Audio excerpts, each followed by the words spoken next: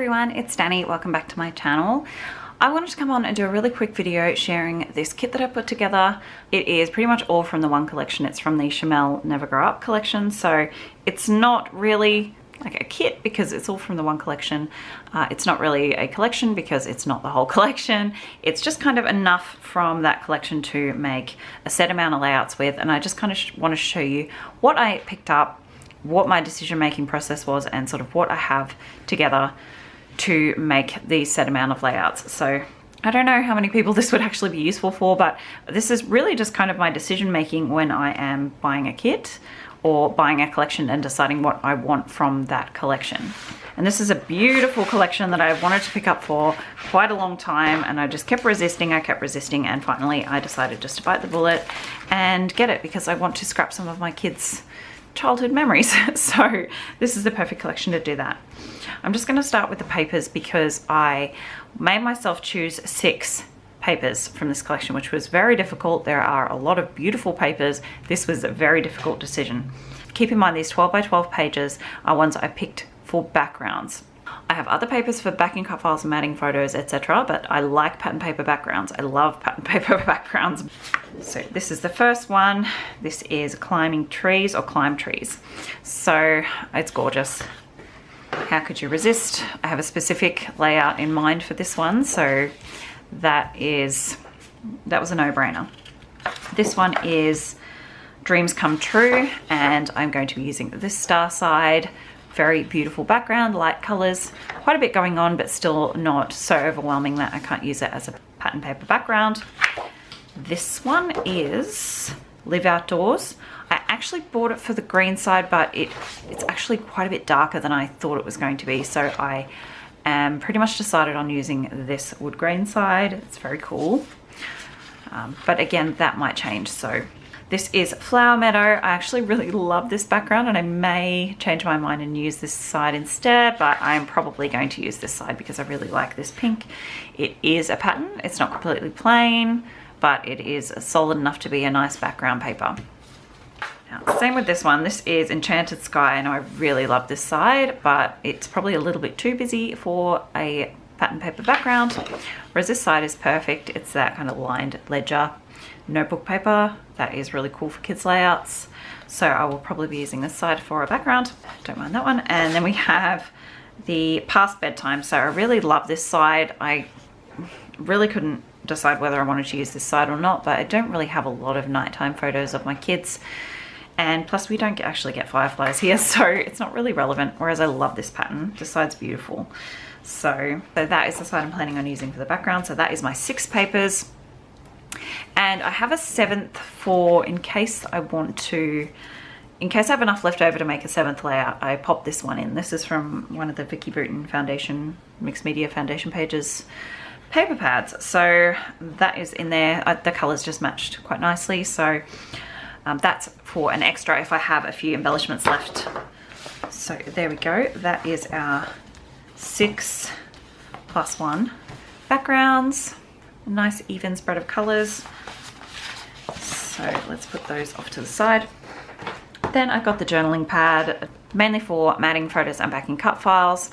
There are a lot of the patterns in this pad that I wanted to get in the 12 by 12, so it's nice that I have smaller versions of those patterns that I wasn't able to grab or didn't want to spend hundreds of dollars getting.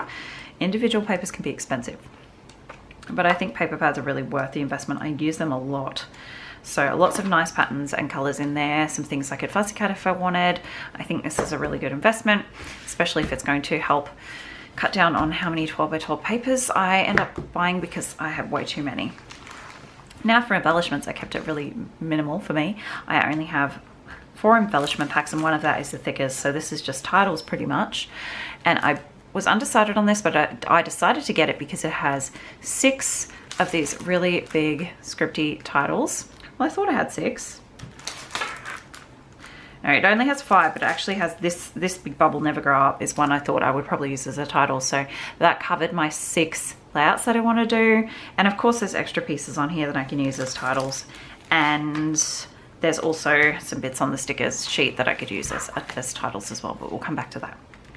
So that is mainly where I got this, but I also like that there are bits in here you can use as extra embellishments. So all these little circular pieces, they kind of look like flare, but they are foam back cardstock, and these kind of smaller pieces are definitely going to be easy to use as embellishments.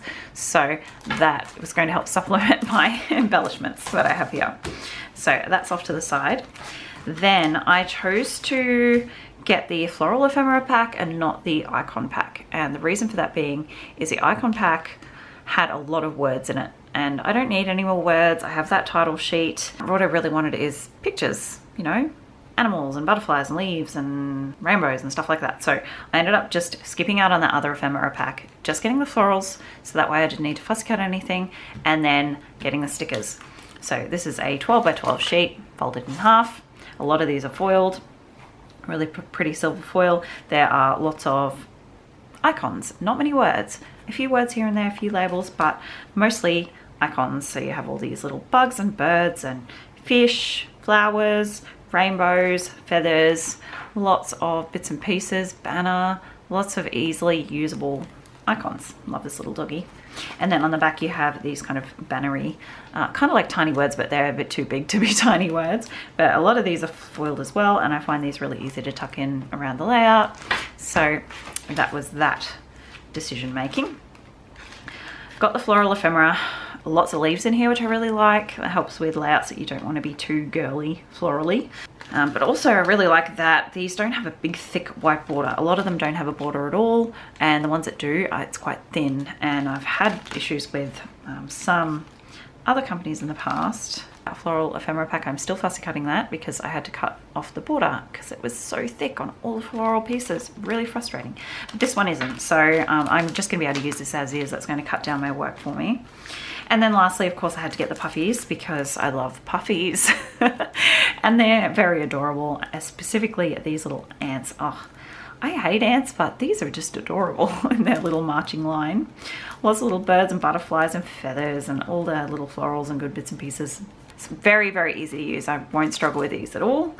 So not a lot, even though it's all from the one collection, it's going to be a challenge to try and make everything fit. So I may, as I use things up, bring some things in from my stash, but my main goal is to get all of these backgrounds into layouts. So at least 6 with a pattern paper background, hopefully 7 with that mixed media one if I have enough bits and pieces left over. I'm going to use a lot of cut files, so I am expecting that these background pages and this pad will stretch quite far in terms of embellishment. So a lot of times if I use a big cut file, I'll only need to use a very small amount of embellishments. So hopefully I'll be able to get the 6+1 layouts done and have them all look really beautiful. So that is kind of like my killer kit, I suppose. I don't tend to do the killer kit challenges. I tend to just sort of make homemade kits and use them as I need them. But this, I have already pulled a bunch of photos out. I have plans for each layout and photos set aside for each. So I'm really going to make a conscious effort to get this all used up and done. It may take me a year, it may take me a couple of months. We shall see. I have all my design team project stuff as well, and my uni and my work. So yeah, I'm not putting any time limit on this. That is just my plan for this kit. So I really wanted to dive into the first layout today. So I'm just quickly showing you everything before I do that. So I'm going to get creating that layout, and I will see you next time. Bye guys.